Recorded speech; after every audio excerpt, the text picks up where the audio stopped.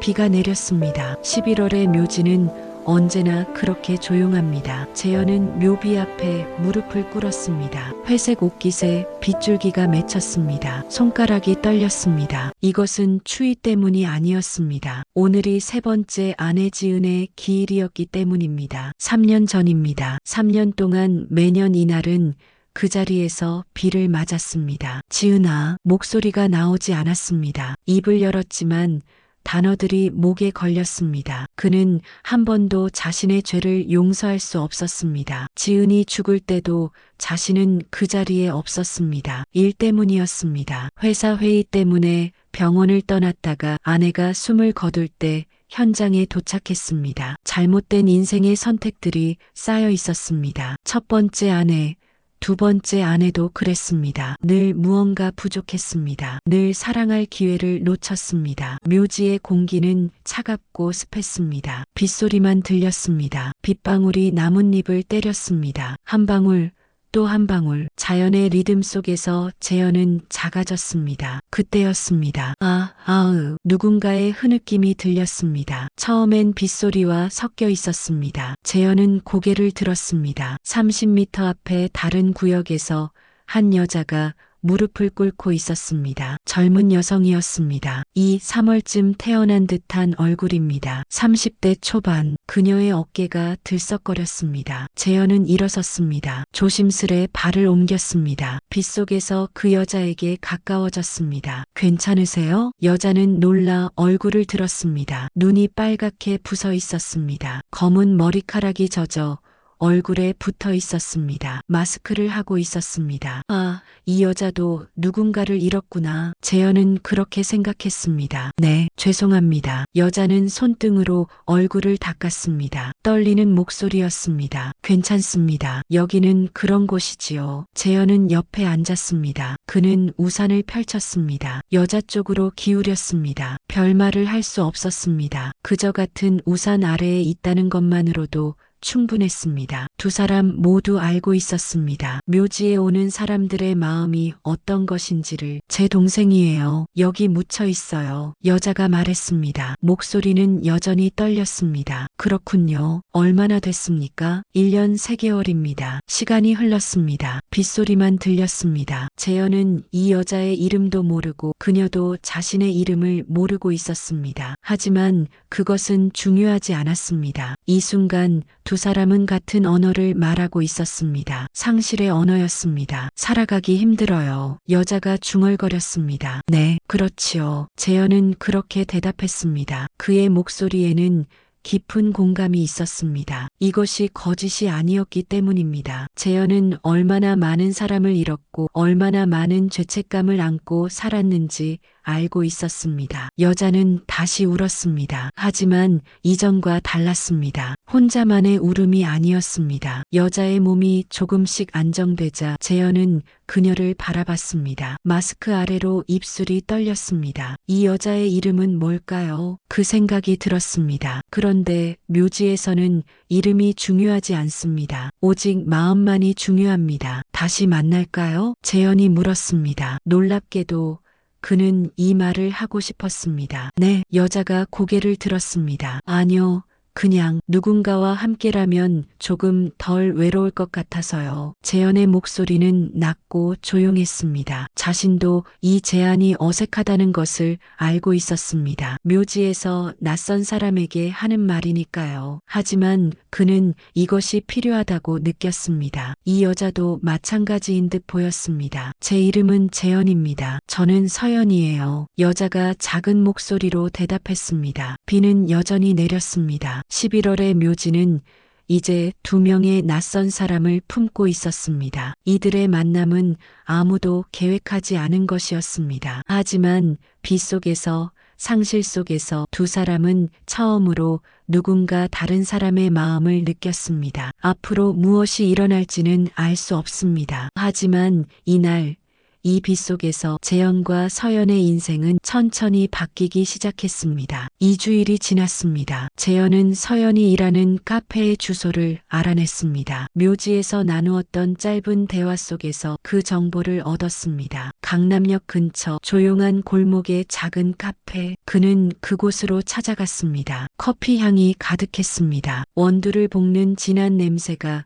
공간을 채웠습니다. 재현은 잠시 멈춰 섰습니다. 오랜만에 느껴보는 따뜻함이었습니다. 아내들을 잃은 후 그는 따뜻한 것들로부터 멀어져 있었습니다. 따뜻함은 상실의 다른 이름이라고 생각했기 때문입니다. 어서 오세요. 서연이 나타났습니다. 앞치마를 두르고 있었습니다. 손에는 주문 메모장이 들려 있었습니다. 그녀는 일 처리에 집중하던 자신의 표정에서 갑자기 손님을 발견하는 표정으로 변했습니다. 그리고 그 다음 놀라는 표정으로 변했습니다. 재현님, 안녕하세요. 여기가 당신의 직장이라고. 맞습니다. 근데 왜 오셨어요? 서연의 목소리에는 조심스러움이 있었습니다. 당혹감도 있었습니다. 기쁨도 있었습니다. 그 모든 감정이 뒤섞여 있었습니다. 재현은 그 복잡함을 읽을 수 있었습니다. 그냥 만나고 싶었습니다. 재현은 메뉴판을 내려다봤습니다. 시선을 맞추지 않으려고 했습니다. 그의 얼굴이 붉어지고 있었습니다. 58세의 나이가 무색할 정도로 그는 마치 서툰 젊은이처럼 보였습니다. 아, 그렇군요. 서연도 메뉴판을 쳐다봤습니다. 그녀의 손도 떨렸습니다. 에스프레소 더블샷으로 주세요. 재현이 말했습니다. 그는 카페에 자주 오지 않아서 무엇을 시켜야 할지 몰랐습니다. 하지만 서연이 권할 때까지 기다리고 싶었습니다. 그냥 에스프레소요? 네. 서연은 주문을 기록했습니다. 하지만 펜을 멈췄습니다. 재현님, 혹시 좋아하는 커피 종류가 당신이 권해주시는 것 마시겠습니다. 재현이 말을 끊었습니다. 서연은 작은 미소를 지었습니다. 카페 안에는 3명의 손님이 더 있었습니다. 노트북을 펼친 직장인, 잡지를 읽는 여성, 그리고 친구와 대화하는 청년. 재현은 카운터 쪽 작은 테이블에 앉았습니다. 그곳에서 서연의 움직임을 볼 수 있었습니다. 서연은 에스프레소에 스팀 밀크를 조금 더했습니다. 카라멜 시럽 한 방울을 떨어뜨렸습니다. 손가락이 섬세했습니다. 그녀는 각 손님을 위해 음료를 만들 때도 이런 식이었습니다. 누군가를 위해 정성을 기울이는 것이 자연스러운 사람이었습니다. 15분이 지났습니다. 서연의 교대 시간이 다가오고 있었습니다. 재현이 잔을 마지막으로 마셨을 때 한 남자가 카페에 들어왔습니다. 40대 후반으로 보였습니다. 어깨가 넓고 표정이 엄격했습니다. 그는 서연을 보자마자 손짓을 했습니다. 서연아, 뭐해? 얘기 좀 하자. 서연의 얼굴이 굳었습니다. 오빠, 지금 일하는 중인데. 알아. 근데 중요해. 잠깐만. 남자는 서연의 팔을 잡았습니다. 재현은 이를 보고 무의식적으로 일어섰습니다. 하지만 곧 자리에 내려앉았습니다. 자신이 개입할 일이 아니라는 것을 알고 있었기 때문입니다. 서연과 그 남자는 카페 뒤 창고 공간으로 들어갔습니다. 재현은 그들의 목소리를 들을 수 있었습니다. 동생이 좀 더 나아졌단다. 의사 말이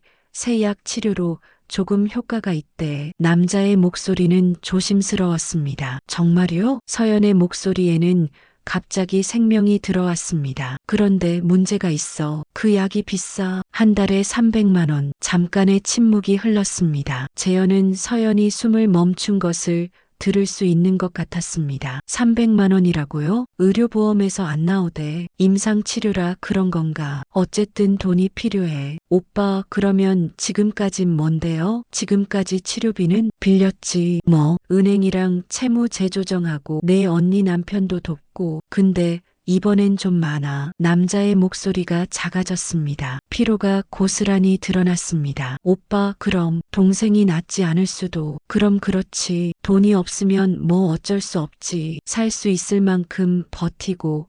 그 다음은 무엇일까요? 서연의 오빠도 마저 말하지 않았습니다. 말할 필요가 없었습니다. 제가 추가로 번을 늘릴게요. 서연이 말했습니다. 그럼 넌 언제 쉬냐? 넌 이미 괜찮습니다. 그냥 괜찮아요. 서연의 목소리에는 절박함이 있었습니다. 하지만 동시에 뭔가 꺾인 것 같은 음정이 있었습니다. 카페에서 나온 서연의 얼굴은 창백했습니다. 앞치마에 힘이 풀려 있었습니다. 그녀는 재현을 보지 않았습니다. 볼 수 없었습니다. 표정 관리가 되지 않을 상태였습니다. 저 오늘 어서 마감할게요. 서연이 중얼거렸습니다. 그렇군요. 재현은 자연스럽게 일어섰습니다. 카운터로 나갔습니다. 계산을 했습니다. 카드를 꺼냈습니다. 손가락이 떨렸습니다. 그는 생각했습니다. 이 여자는 지금 악몽 속에 있습니다. 동생이 병에 걸렸습니다. 돈이 없습니다. 번을 늘려도 300만 원은 멀습니다. 그녀는 혼자가 아니면서도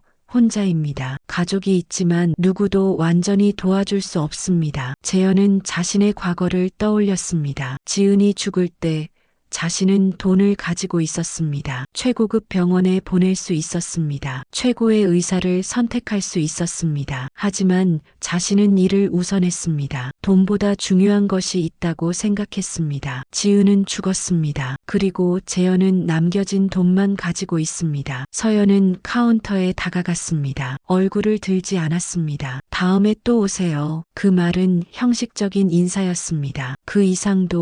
그 이상도 아니었습니다. 하지만 재현은 그 짧은 말 속에서 서연의 외로움을 느꼈습니다. 네, 꼭 오겠습니다. 재현은 카페를 나갔습니다. 바깥 날씨는 맑았습니다. 하지만 그의 마음은 여전히 묘지에 있었습니다. 비가 내렸던 그곳에 차 안에 앉은 재현은 손가락으로 스마트폰 화면을 켜졌다 껐다를 반복했습니다. 그는 누군가에게 연락을 하고 싶었습니다. 하지만 누구에게도 할 수 없었습니다. 지은? 아니, 지은은 이미 없습니다. 재현은 처음으로 명확한 결심을 했습니다. 그는 이전과 달라져야 합니다. 돈은 뭔가를 위해 있어야 합니다. 사랑이 없던 시절의 도구가 아니라 누군가를 지킬 수 있는 수단이 되어야 합니다. 밤이 되자 재현은 변호사에게 전화를 걸었습니다. 재단을 만들고 싶습니다. 3주일이 지났습니다. 재현은 재단 설립 등기를 완료했습니다. 서류는 복잡했지만 변호사가 처리했습니다. 돈은 충분했습니다. 그럴 자산이 있었습니다. 이제 남은 것은 행동이었습니다. 재현은 서연을 다시 찾아갔습니다. 같은 카페, 같은 테이블, 이번엔 다른 마음이었습니다. 재현님, 또 오셨어요? 서연은 깜짝 놀랐습니다. 지난번 만남 이후 그를 보지 못했습니다. 2주 반이 지난 시간이었습니다. 그 시간 동안 그녀는 무엇을 했을까요? 번을 늘렸을 겁니다. 밤샘을 했을 겁니다. 동생을 위해 저랑 조금 걸어볼래요? 재현이 물었습니다. 서연은 의아한 표정을 지었습니다. 지금요? 당신의 휴게 시간이 있지 않습니까? 서연은 사장을 보고 고개를 끄덕였습니다. 그녀는 앞치마를 벗었습니다. 카페 밖은 초겨울이었습니다. 강남역 근처의 거리는 사람들로 붐볐습니다. 재현과 서연은 한적한 골목으로 들어갔습니다. 담장이 오래된 건물들이 있었습니다. 이곳은 도시의 소음이 조용해지는 곳이었습니다. 두 사람이 말을 꺼내기까지 오래 걸렸습니다. 재현님, 뭐 하자고 데려내신 거예요? 서연이 먼저 입을 열었습니다. 당신을 알고 싶습니다. 재현이 대답했습니다. 저를요? 네. 그리고 당신의 고민도. 서연의 발길이 멈췄습니다. 그녀는 벽에 기대 섰습니다. 시선은 하늘을 향했습니다. 저는 그냥 평범한 사람입니다. 그렇지 않습니다. 재현이 말했습니다. 묘지에서 만났을 때 당신은 혼자가 아니었습니다. 카페에서도 그렇습니다. 누군가를 위해 살고 있습니다. 서연의 어깨가 움찔했습니다. 당신의 오빠 말을 들었습니다. 언제요? 당신들이 창고에 들어갔을 때. 서연은 눈을 감았습니다. 마치 자신의 비밀이 벗겨진 기분이었을 겁니다. 그녀의 목소리가 나왔습니다. 조용하고 떨렸습니다. 동생이 있어요. 레나라고. 네. 그 아이가 17살 때 희귀질환에 걸렸어요. 의사들도 처음 본다고 했어요. 그래서 서울로 와야 했어요. 오빠하고 나하고 엄마. 서연이 말을 이었습니다. 목소리는 계속 낮았습니다. 엄마는 3년 전에 돌아가셨어요. 스트레스성 심장병. 아빠는 이미 오래전에 없었고요. 당신과 오빠만 남았네요. 네, 그래도 다행이라고 생각했어요. 동생이 좋아지고 있었거든요. 처방약도 효과가 있었고 의료보험도 적용되었고 서연이 손가락을 꼽으며 말했습니다. 근데 지난달에 의료진이 새로운 치료법을 제시했어요. 보험이 안 되는 임상시험. 그런데 성공률이 70%라고 했어요. 70%면 높지 않습니까? 그렇죠. 그래서 오빠가 하기로 했어요. 근데 돈이 문제였어요. 서연의 목소리에 괴로움이 실렸습니다. 제가 해줄 수 있는 게 없었어요. 간호사 자격증이 있지만 병원에 들어가려면 또 학벌이 다르고 지금은 이 카페 일만 해요. 하루에 12시간. 그것도 모자라는 돈이에요. 당신이 책임져야 할 몫이 아닙니다. 재현이 말했습니다. 아니요. 제 책임이에요. 서연이 고개를 들었습니다. 눈이 젖어 있었습니다. 엄마가 죽을 때 제가 충분히 도와주지 못했어요. 제가 더 버벌 수 있었는데, 제가 더 신경 써줄 수 있었는데, 그래서 동생만큼은 제가 꼭 지켜야 해요. 재현은 그 말을 들으면서 자신의 모습을 보는 것 같았습니다. 같은 죄책감, 같은 후회, 같은 강박. 당신은 충분히 했습니다. 재현이 말했습니다. 아니요. 서연이 목을 흔들었습니다. 그녀의 목소리는 간절했습니다. 그런데 궁금한 게 있어요. 재현님은 왜 저를 도와주려고 해요? 저하고 어떤 관계도 없잖아요. 침묵이 흘렀습니다. 재현은 저 멀리 담장 위에 하늘을 봤습니다. 저는 3번 죽음을 경험했습니다. 재현이 말했습니다. 아내가 3명 있었습니다. 첫 번째 아내는 자동차 사고로 죽었습니다. 그때 저는 사업 확장에 정신이 없었습니다. 두 번째 아내는 뇌졸중으로 죽었습니다. 그때 저는 미국 출장을 다녀오고 있었습니다. 재현의 목소리는 완전히 평탄했습니다. 마치 누군가 다른 사람의 이야기를 하는 것처럼. 3번째 아내는 암이었습니다. 제가 옆에 있었습니다. 하지만 너무 늦었습니다. 그렇군요. 서연이 작은 목소리로 말했습니다. 저는 돈이 많습니다. 하지만 아내들을 살릴 수 없었습니다. 그 이유는 돈이 아니라 사랑이 없었기 때문입니다. 재현이 서연을 바라봤습니다. 당신은 다릅니다. 당신은 돈이 없지만 사랑이 있습니다. 그 사랑이 무언가를 바꿀 수 있습니다. 재현님, 저는 당신을 도움으로써 제 죄를 조금이나마 갚을 수 있기를 바랍니다. 재현의 말이 끝났습니다. 서연은 눈물이 그렁거렸습니다. 근데 제가 받아도 되는 건가요? 제가 이렇게 누군가의 도움을 받으면서. 그렇습니다. 받아야 합니다. 재현이 잠깐 멈췄습니다. 그리고 덧붙였습니다. 혹시 당신도 누군가를 놓아준 적이 있습니까? 서연이 고개를 들었습니다. 엄마를 놓아줬어요. 그렇다면 당신도 알 겁니다. 놓아주는 것도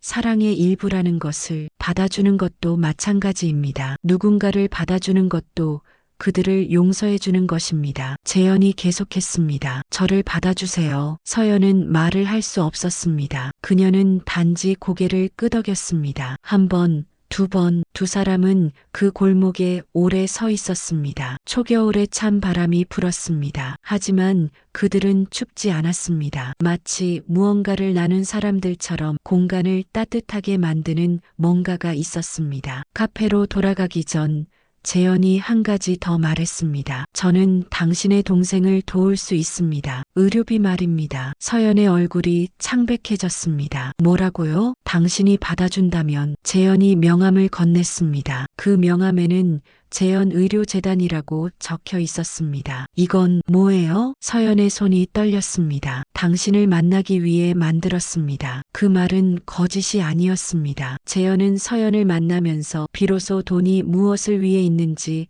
알게 되었습니다. 서연은 명함을 들었다 놨다를 반복했습니다. 그녀의 눈에서 눈물이 떨어졌습니다. 주저안하고 거리낌 없이 감사합니다. 그 말만이 전부였습니다. 하지만 그 말 속에는 모든 것이 있었습니다. 재현은 그 순간 처음으로 자신이 올바른 길을 가고 있다고 느꼈습니다. 하지만 동시에 뭔가 무거운 것이 가슴에 내려앉았습니다. 지은을 비롯한 3명의 아내들, 그들을 살리지 못했던 자신, 그리고 이제 한 여자를 돕는 자신, 이것이 용서일까요? 아니면 또 다른 죄일까요? 재현은 알 수 없었습니다. 2개월이 지났습니다. 재단은 정식으로 가동했습니다. 서연의 동생 레나의 의료비 전액을 지원하기로 결정된 것은 한 개월 후였습니다. 그 과정은 순탄하지 않았습니다. 이건 자선사업이 아니라 돈 세탁 아닌가 하는 의심이 들어요. 변호사가 재현의 사무실에서 말했습니다. 회색 정장, 예리한 눈빛. 그는 재현의 오래된 조언자였습니다. 레나라는 환자, 이 아이가 실제로 존재하는가? 의료 기록이 확실한가? 재단의 명의로 지원하는 게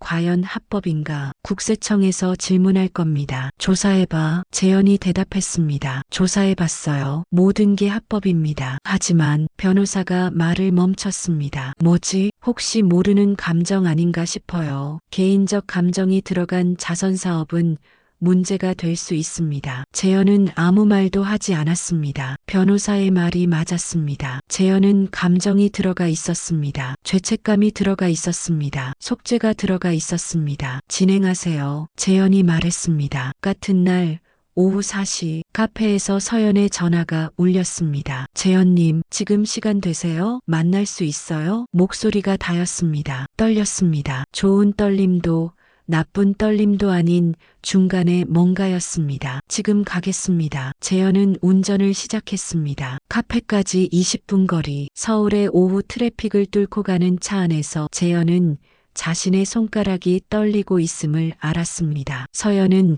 카페의 뒷창고에서 기다리고 있었습니다. 그녀는 앞치마를 입고 있었습니다. 근무 중이었습니다. 얼굴이 창백했습니다. 눈이 빨갛게 부어 있었습니다. 다시 울었다는 뜻입니다. 무슨 일이에요? 재현이 물었습니다. 동생이 기억을 찾기 시작했어요. 서연이 말했습니다. 목소리는 떨렸습니다. 기억을? 네. 질병 때문에 잃었던 기억들이. 의사가 말했어요. 이건 임상시험 초기에는 있을 수 없는 일이라고. 뇌 손상이 회복되고 있다고. 재현은 그 말을 듣고 움직이지 않았습니다. 그리고 레나가 이 모든 게 당신 때문이라는 걸 알아요. 서연, 오빠가 말했어요. 당신이 재단을 만들었고 당신 덕분에 치료비를 낼 수 있게 됐대요. 서연의 눈에서 눈물이 떨어졌습니다. 근데 저 때문에 당신이 진짜 문제가 됐어요. 무슨 말이에요? 재현의 목소리가 변했습니다. 낮아졌습니다. 오빠가 그 재단이 의심스럽다고 했어요. 당신의 과거가 깔끔하지 않다고 했어요. 오빠가? 네, 오빠가 조사했대요. 당신의 이전 아내들이 왜 죽었는지. 첫 번째 사고,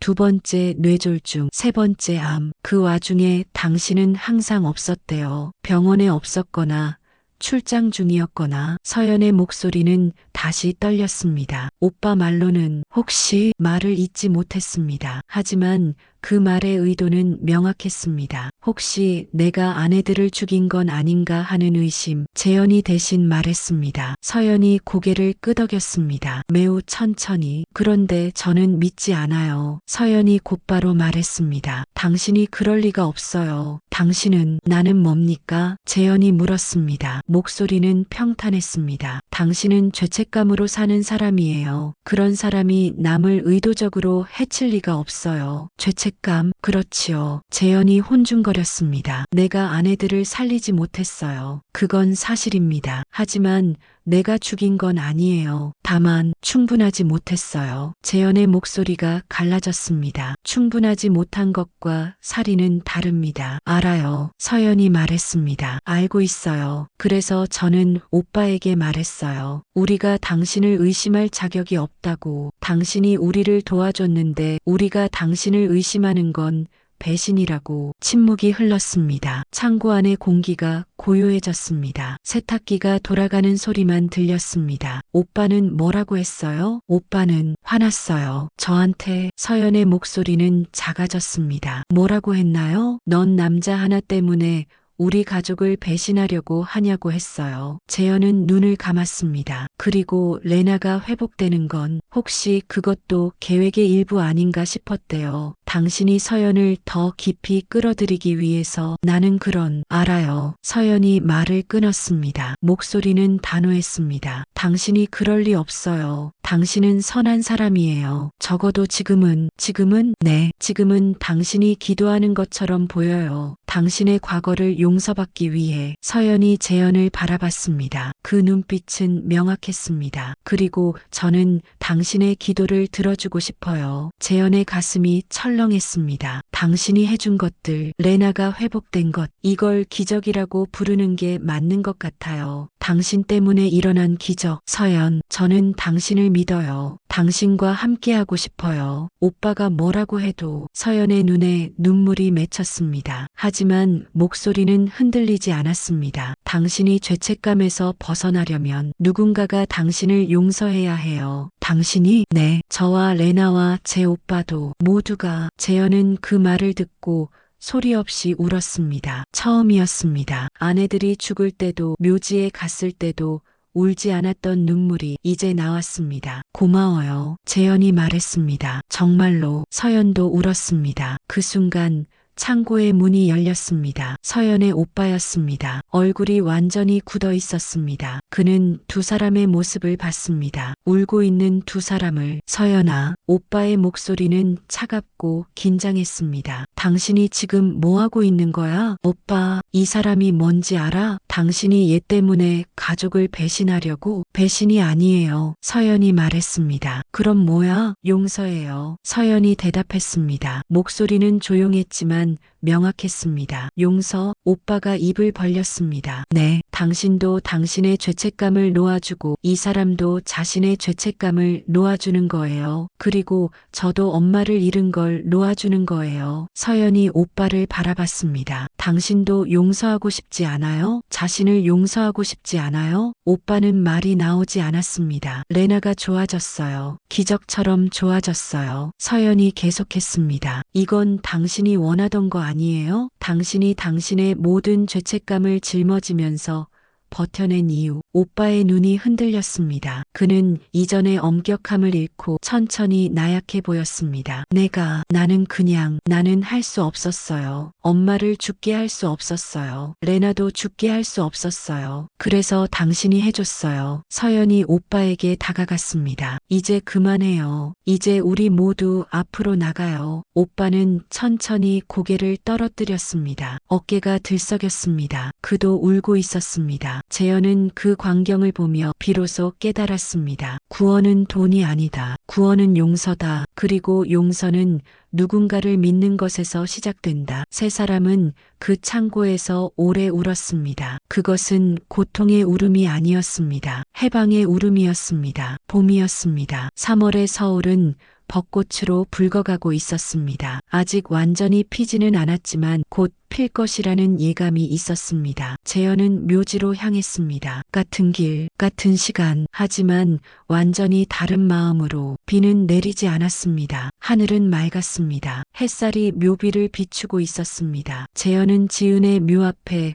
무릎을 꿇었습니다. 하지만 이전처럼 울지는 않았습니다. 대신 미소를 지었습니다. 미안함과 감사함이 섞인 미소였습니다. 지은아, 난 살아야겠어. 재현이 중얼거렸습니다. 당신을 생각하면서 누군가를 해치면서가 아니라 당신을 추억하면서 누군가를 돕는 방식으로. 바람이 불었습니다. 벚꽃 가지가 흔들렸습니다. 아직 피지 않은 봉우리들이 햇살 속에서 희미하게 빛났습니다. 당신이 죽을 때 나는 그걸 이해하지 못했어. 그걸 받아들이지 못했어. 그래서 자신을 탓하기만 했어. 재현의 목소리는 낮고 차분했습니다. 하지만 이제 알아. 놓아주는 것도 사랑이라는 걸. 죽음도 인생의 일부라는 걸. 그는 묘비를 만졌습니다. 차가운 돌. 하지만 따뜻했습니다. 봄의 햇살이 스며든 돌. 그것이 따뜻했습니다. 고맙습니다. 정말로. 재현은 일어섰습니다. 다시는 돌아보지 않았습니다. 이전에 그는 늘 돌아봤습니다. 한 번, 두 번 마지막이라는 생각으로. 하지만 이번엔 다릅니다. 이번은 안녕이 아니었습니다. 시작이었습니다. 서울역 근처의 새로운 사무실, 재현의료재단은 이제 정식으로 운영 중이었습니다. 벽에는 기증자들의 이름이 새겨져 있었습니다. 익명이기를 원하는 재현의 요청으로 익명 1호 기증자라고만 적혀 있었습니다. 그 아래로는 수십 명의 환자들이 도움을 받고 있다는 기록이 있었습니다. 그중 한 명이 서연의 동생 레나였습니다. 레나는 이제 거의 회복되었습니다. 의사들도 기적이라고 말했습니다. 임상시험 초기 단계에서는 불가능하다는 회복률. 하지만 레나는 회복했습니다. 그녀는 이제 학교에 복귀했습니다. 재활 중이지만 정상적인 일상으로 돌아가는 중이었습니다. 서연의 오빠도 변했습니다. 처음에는 재현을 의심했던 그가 이제는 재단의 운영위원이 되었습니다. 의료 자금 배분,